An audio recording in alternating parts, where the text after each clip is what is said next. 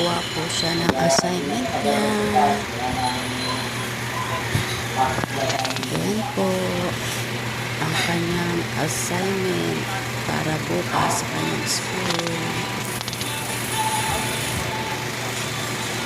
Maraming salamat po. Please subscribe my YouTube channel, Harmony Vlog.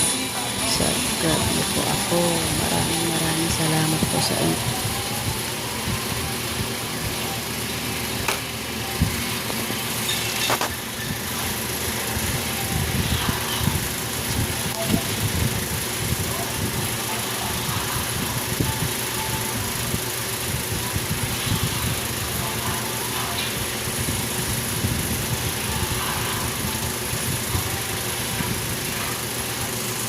Electric fan,